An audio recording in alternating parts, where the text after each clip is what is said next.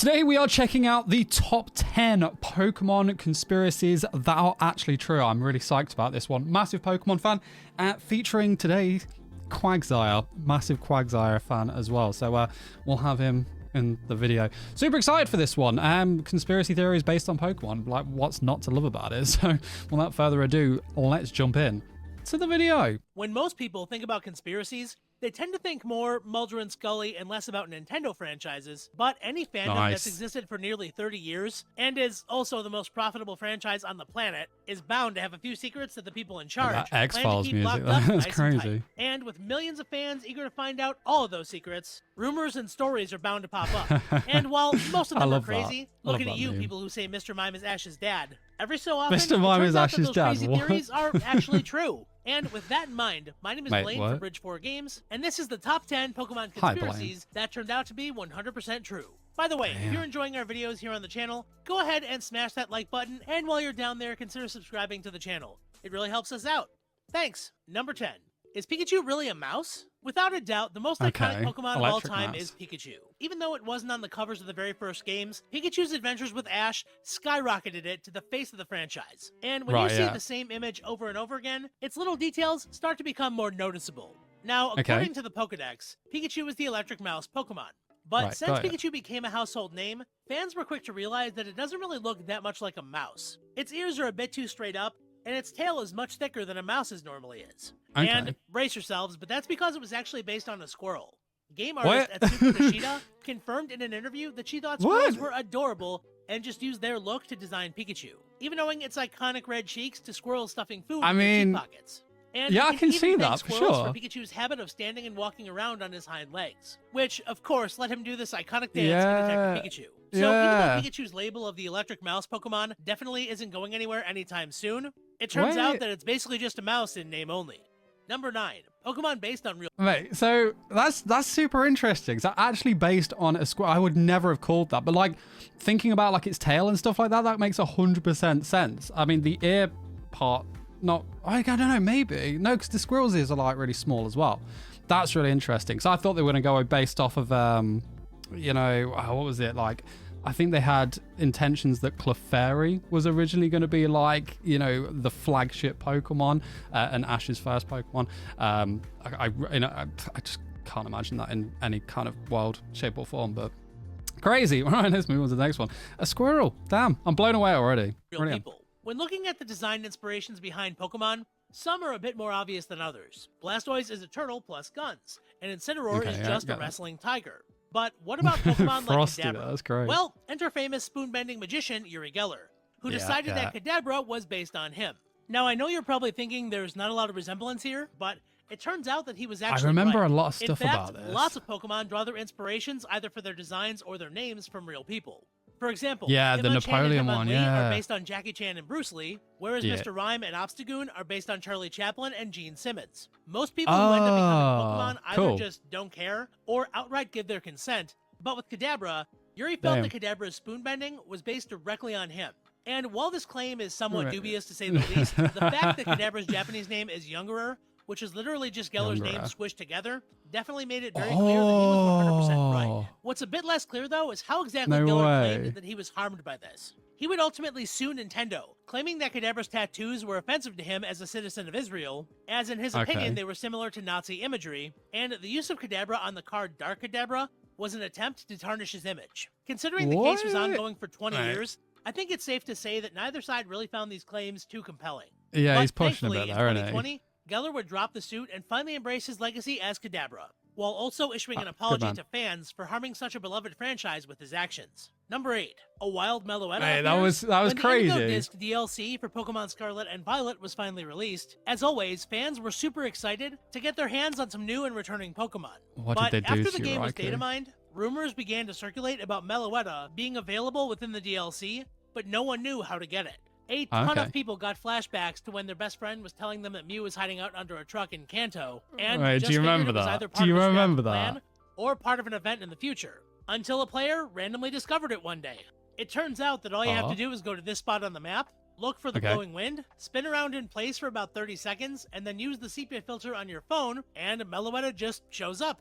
Now, how exactly Pokemon so ever intended cool. for people to figure out this sequence of events is still, frankly, a mystery. But even though some people still don't believe it's real, this mythical Pokemon is now easier to get your hands on than ever before.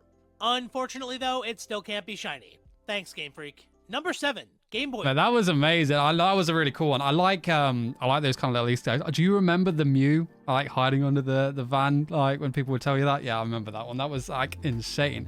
But yeah, like I find like especially like a lot of the newer games that like the process in actually finding that, I find like a lot of the evolution conditions are like really super strange in like the modern games and stuff like that. So I wonder if it's like kind of tied into that or whatnot.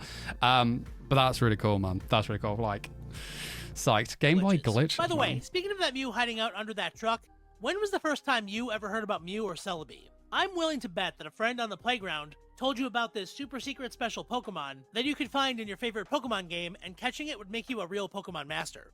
And sure, no matter how many times you use Strength on that truck, Mew is not going to show up.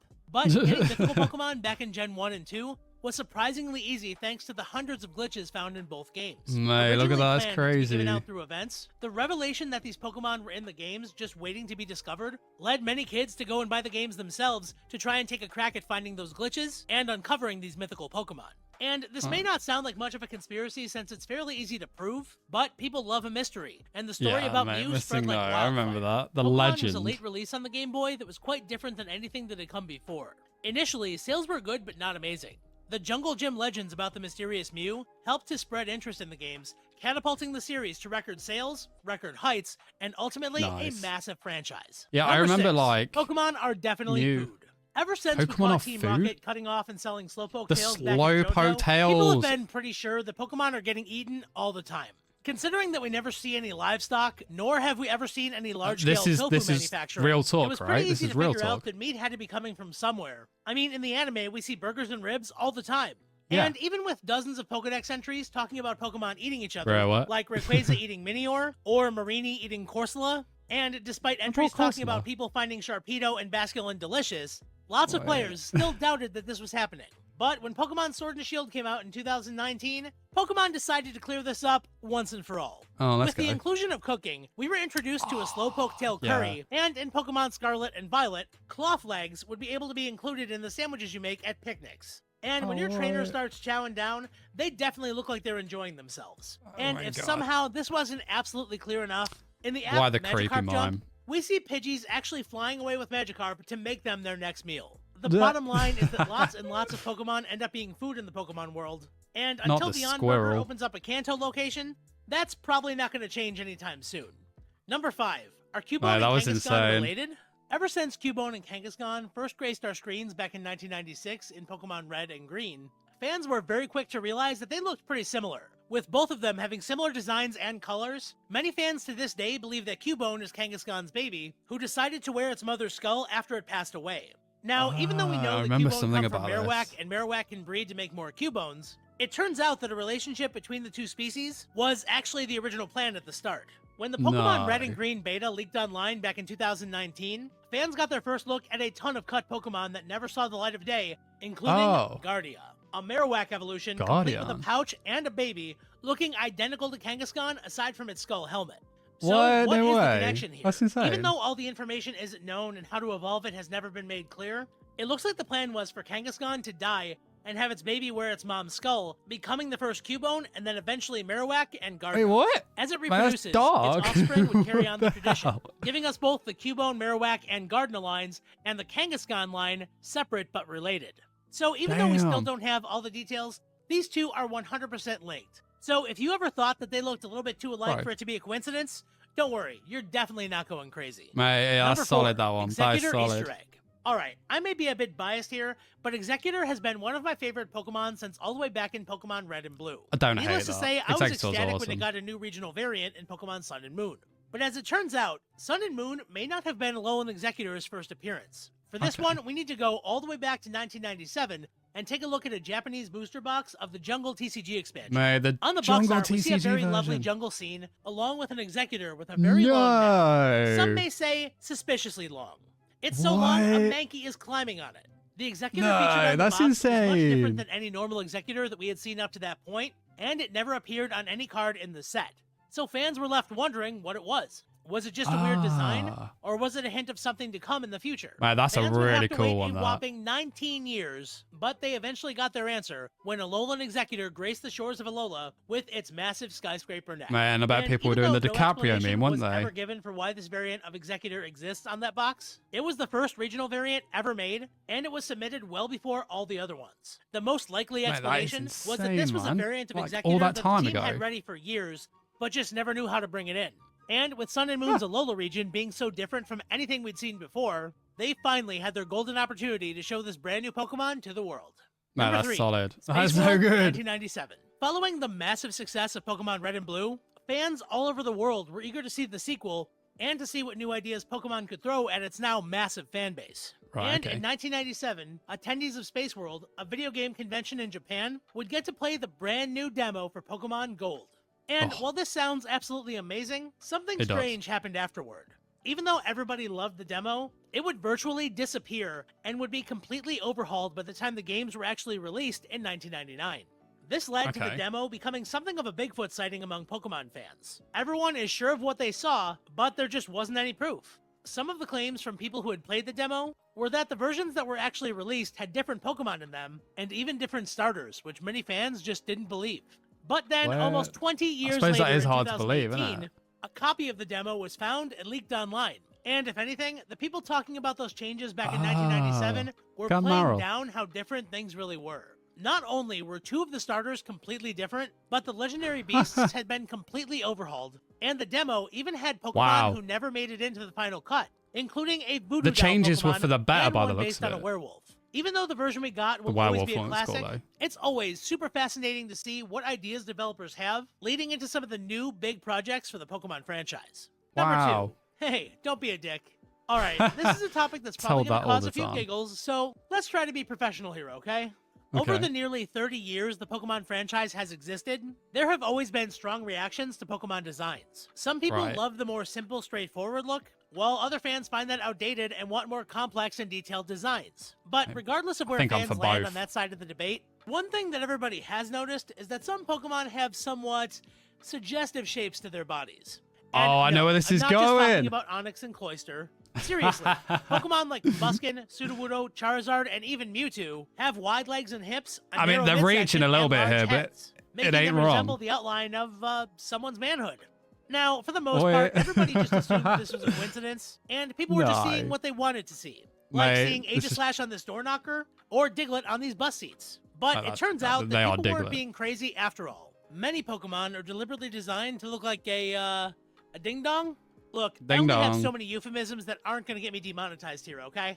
Anyway, RJ Palmer, a hyper-realistic Pokemon artist, who was actually hired as a consultant for the 2019 live-action Detective Pikachu that guy was movie, hired for confirmed over Twitter that the design team for Pokemon uses the shape very frequently on a lot of its characters, but it's not for the childish reason of destroying as many Johnsons as possible.